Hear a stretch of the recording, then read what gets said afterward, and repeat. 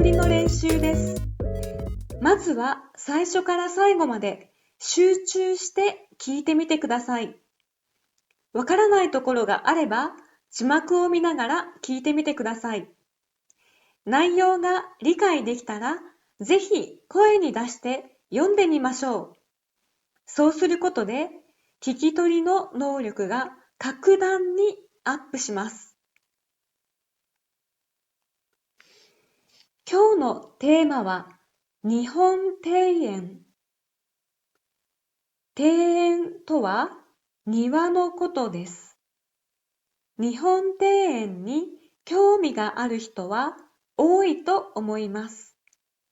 日本庭園は花や木だけではなく、池や橋があったり、大きな石が置いてあったりします。これは何のためでしょうか？今回は日本庭園の魅力を2回に分けて紹介したいと思います。1回目は日本庭園の特徴と種類について説明します。そして2回目は日本にある有名な庭園を紹介します。それでは今日もたくさん日本語を聞いて勉強しましょう。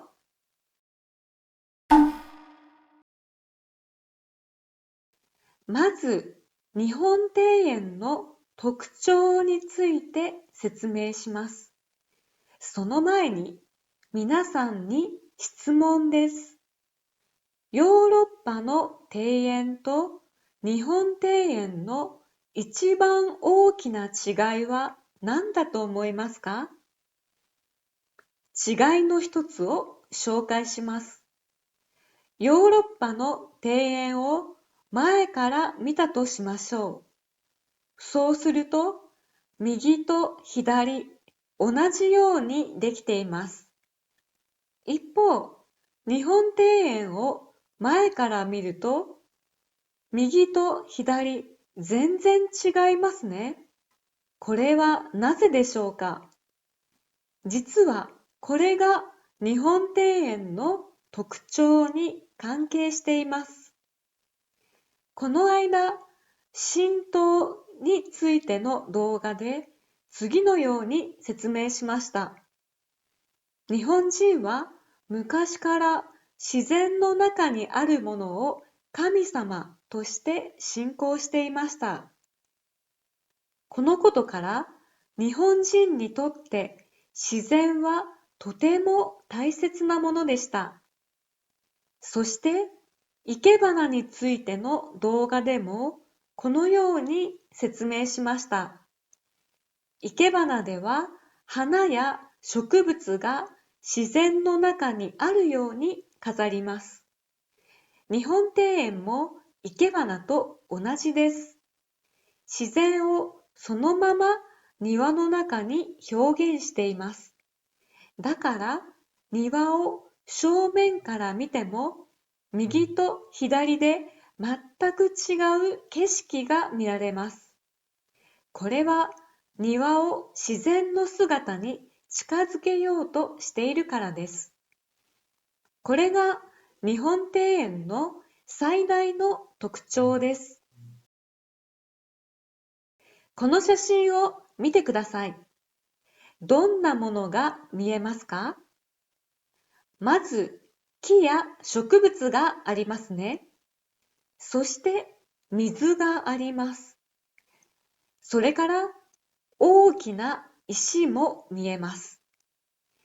水は川や海を表現していると言われています。そして石は山を表しています。石は日本庭園では必ず使われます。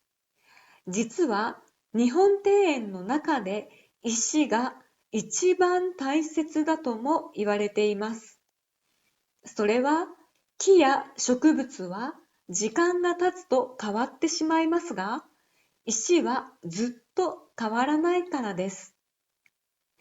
いろいろな種類や形の石が使われます。石をどこに置くかで庭全体のバランスが変わります。次に日本庭園の種類について説明します。日本にはいろいろな日本庭園があります。その中から3つ紹介します。まず1つ目は池泉庭園という種類です。池泉庭園は川や池など水を使った庭のことです。さっき見た写真も池泉庭園ですね。池にも様々なスタイルがあります。小さな船を浮かべて庭を楽しんだり、池の周りを歩いて見て回ったりします。それから建物の中から池を見て楽しむスタイルもあります。次に2つ目は枯山水という種類です。枯山水は池泉庭園の逆で全く水を使いません。石や砂だけで大自然を表現します。例えば砂の上に模様を描いて波を表現します。枯山水は禅と関係しています。1200年頃、禅が中国から日本に伝えられました。その時、禅のお寺で枯山水の庭が作られるようになったのです。最後に3つ目は露地という種類です。露地は茶道に関係しています。露地は茶室、つまりお茶を飲む部屋と一緒に作られた庭のことです。露地には筑梅と呼ばれる水の入った石が置いてあります。これは昔お茶会に来た人が手を洗ったり口をすすいだりするために使われました。水が流れる音もとても美しいです。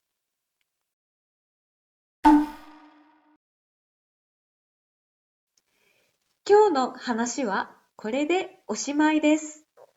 今日は少し難しい内容だったと思います。お疲れ様でした。次回は日本にあるおすすめの日本庭園を紹介していきます。楽しみにしていてくださいね。今日も動画を見てくださりありがとうございます。動画が気に入ったら、ぜひいいねボタンを押してチャンネル登録をお願いします。そして動画のスクリプトをブログで配信しています。概要欄にリンクを貼っておきますので、ぜひ見てみてください。これからも一緒に日本語の勉強を頑張りましょう。バイバーイ。